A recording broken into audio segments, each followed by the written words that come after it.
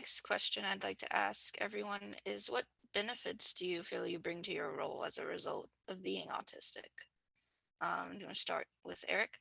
My connection to the autistic community and disability community, self-advocacy community of people with intellectual and or developmental disabilities is especially useful in my work as a disability rights advocate. It's hard almost to enumerate like the ways that, having that identity and everything is helpful to my role.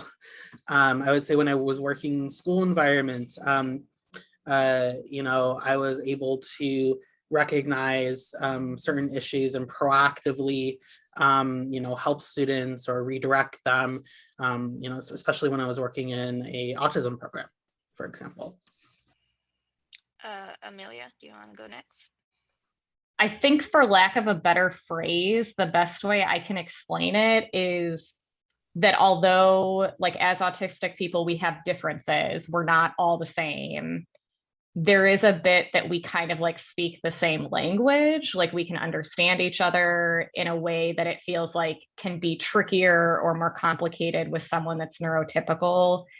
And so I notice with a lot of my autistic clients that there's kind of like this immediate rapport that develops because we have some similar experiences. They're not all the same, but we can relate in a lot of ways.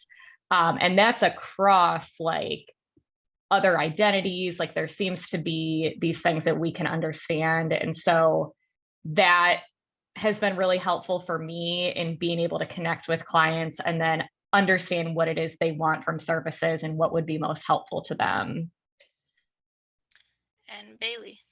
Yeah, I think kind of echoing what Amelia and Eric have said, definitely providing that lived experience. So being able to relate to clients, kind of creating a safe space, I would say, to allow people to have that comfort in unmasking the less social pressure of versus if other autistic people are working with like neurotypicals, for example, you do have that pressure to mask or conform, which is not as present working with autistic professionals.